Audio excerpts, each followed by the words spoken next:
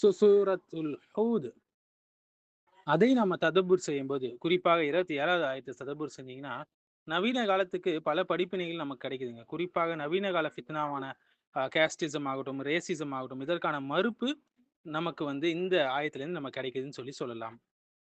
அவங்களுடைய சமூகத்துல இருக்கக்கூடிய தலைவர்கள், வழிகேட்ட தலைவர்கள் என்ன சொன்னாங்க இந்த ஆயத்துல நம்ம பார்க்கலாம். நூஹ் அலைஹிஸ்ஸலாம பார்த்து, நாங்கள் வந்து எங்களை போல ஒரு மனிதனா தான் பார்க்கிறோம். மேலும் உங்களை பின்பற்றக்கூடியவர்கள் எங்கள் மத்தியில் ரொம்ப தாழ்ந்தவர்கள் தான் உங்களை பின்பற்றுறாங்க. உங்களுக்கு என்று எங்க மீது எந்த மேலாதிக்கமும் கிடையாது என்று சொன்னாங்க. மாறாக நாங்கள் உங்களை வந்து பொய்யர்களாக நினைக்கிறோம் அப்படின்னு சொன்னாங்க.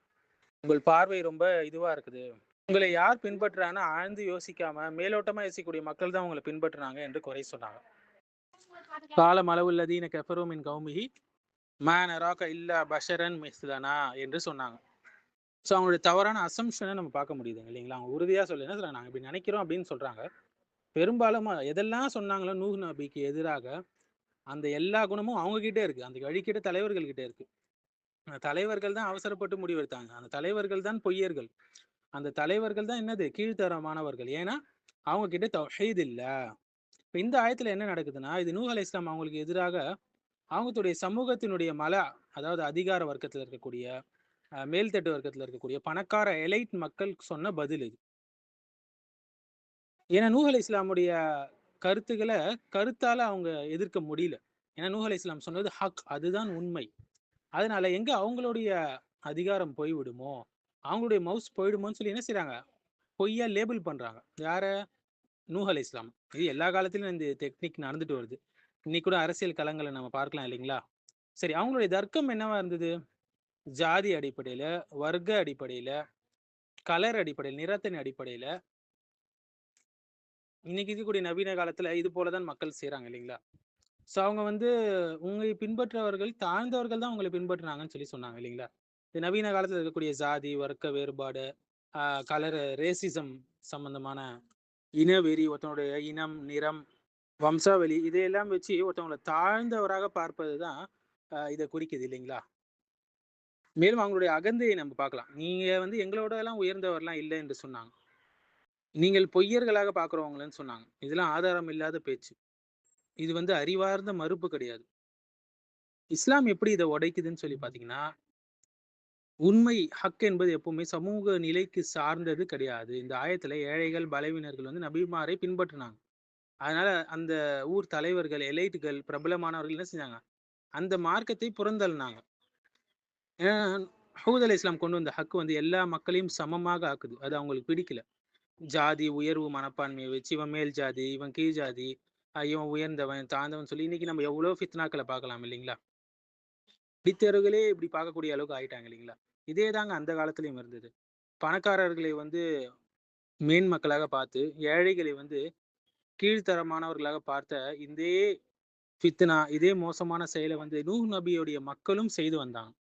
எங்க நூஹ் நபி இவங்க 2 பேரையும் ஒண்ணாக்கிட போறாங்க, நம்மளுடைய அதிகாரம் இழந்து விட போறோம் என்பதற்கு பயந்துதான் பொய்யான மறுப்புகள் கொடுக்குறாங்க. ஸோ உண்மையே இஸ்லாம்ல உண்மையான அளவுகள் எதுனா, உங்களை யார் அல்லாஹ்விடம் மிகவும் கண்ணியமானவர் என்றால், யாருக்கு அதிகமான தக்வா இருக்கோ அவங்க தான் அல்லாஹ்விடத்துல ரொம்ப கண்ணியமானவர், நெருக்கமானவர். 49 13வது வசனம் பார்க்கலாம் இல்லைங்களா? அதாவது ஜாதி கிடையாது, செல்வம் கிடையாது, குடும்ப மரபு கிடையாது, தக்வா அதாவது அல்லாஹ்வுடைய பயம், அதுதான் அளவுகோல். ஒருத்தவர் சிறந்தவரா, மேன்மையானவரா, தாழ்ந்தவரா என்பதற்கு. தக்குவா இருக்கா மேன்மையானவர், தக்குவா இல்லையா அவர் தாழ்ந்தவர். இது ஜாதியோ, செல்வமோ, இனமோ, வர்க்கமோ இது எதுவுமே முடிவு பண்ணாது ஒருத்தவங்களுடைய உயர்வு தாழ்வ. இந்த ஏழைங்கெல்லாம் உங்களை யோசிக்காம பின்பற்றுறாங்க. மேம்போக்கா வந்து யோசிச்சு செய்யறாங்க. ஆழ்ந்த யோசனை இல்லை என்று சொன்னாங்க இல்லைங்களா?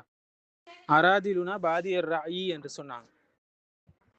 இன்று இதே வார்த்தையை தான் நவீன காலத்துல என்ன சொல்றாங்க, அவருக்கு கல்வி கிடையாது, அவங்களாம் வந்து லோ கிளாஸ் மக்கள், அவங்களாம் அறிவில்லாதவர்கள் சொல்றாங்களா இல்லைங்க? படிச்சவங்க கூட சொல்றாங்கங்க. அதுதான் ஆச்சரியப்படக்கூடிய விஷயமாக இருக்கு. இதுக்கு பேர் தான் என்ன சொல்லுவாங்க, ஆட் ஹோமினம் என்று சொல்லுவாங்க, வர்க்க அவமதிப்பு என்று சொல்லுவாங்க தமிழ்ல. இந்திய ஜாதி அமைப்புல கூட என்ன இருந்தது, கடந்த 30-40 ஆண்டுகளுக்கு முன்னாடி நம்ம பார்க்கலாம் இல்லைங்களா? கீழ் ஜாதி மக்கள் பின்பற்றுறாங்கன்னா அது சரியா இருக்காது ஒரு விஷயம் அப்படின்னு சொன்னாங்களா இல்லை? இது எவ்வளவு பெரிய தவறு. எல்லா மக்களும் சமம் அல்லவா இறைவன் முன்னாடி? எல்லாம் ஓர் தாய் தந்தையிலேருந்து வந்தவங்க தானே. ஸோ உண்மையை ஜாதியை வைத்து அளவிடக்கூடியவர்களாக இருந்தார்கள். இது நூஹ் அலைஹிஸ்ஸலாம் காலத்திலே அல் குர்ஆன் மறுத்த ஒரு தர்க்கமாக இருக்குது. இன்னைக்கு நம்ம பார்க்கலாம் இல்லையா, சமூகத்துல கல்வி உடையவர்கள் எலைட் மனப்பான்மையில இருக்கிறவங்கள பார்க்கலாம். ஆங்கிலம் தெரிந்தவங்க தான் சரி என்பது போல பேசுவாங்க இல்லையா. நகரத்துடைய மக்கள், டவுனுடைய மக்கள் தான் என்ன செய்யுது, சிறந்த புரிதல் உடையவர்கள் என்று சொல்லுவாங்க. கிராமத்து மக்கள் அவங்களாம் பின்தங்கியவங்க என்று சொல்லுவாங்க. இது அதே மனப்பான்மை, அந்த வழிகெட்ட தலைவர்கள் கொண்டு இருந்தாங்களே அதே மனப்பான்மை தான். மேலும் இனவெறி பார்க்கலாம் இல்லைங்க, ரேசிசம். இதனால எவ்வளவு பிரச்சனைகள் உலகமெங்கும் நடந்ததுன்னு சொல்லி நம்ம பார்க்கலாம். தங்களை வல்லரசு நாடுகள் என்று சொல்லிக் கொண்ட கூட என்ன செஞ்சாங்க, இனத்தின் வெறியின் காரணமாக உறுப்பு இன மக்களை எவ்வளவு துன்புறுத்தினாங்க என்பதை நாம் பார்த்தோம் கடந்த காலங்கள்ல. இந்த இனமா இந்த நிறமா அவங்களாம் தாழ்ந்தவர்கள் என்று பார்த்தாங்க இல்லைங்களா. ஸோ மனிதரை அல்ல, உண்மையை தான் அல் குர்ஆன் மதிப்பிடுது. ஸோ உண்மையை மனிதர்களால் அளவிடாதீர்கள், மனிதர்களை உண்மையால் அளவிடுங்கள் சொல்லி சொல்றாங்க. முக்கியமான உசூல் இது, உலமாக்கள் சொல்லக்கூடிய விஷயம். ஸோ நூஹ் அலைஹிஸ்ஸலாமுடைய சமூகத்தினர் செய்த தவறுகள் ஒரு முக்கியமான தவறு, மனிதர்களை வைத்து உண்மையை தீர்மானித்தாங்க. இஸ்லாம் ஆனா என்ன சொல்லுது, உண்மையை வைத்து நீங்க மனிதர்களை மதிப்பிடுங்கன்னு சொல்லுது. இந்த ஒரு ஆயத்து ஜாதி வெறி, இனவெறி, வர்க்கம், அகந்தை இது எல்லாத்தையும் உடைக்கக்கூடிய சிறந்த ஆயத்து என்று சொல்றாங்க. உண்மை யாரிடம் இருக்குது என்பதை, அவர் எந்த சமூகத்திலிருந்து வரார் என்பதை தீர்மானிப்பது அல்ல, அது தீர்மானிக்காது.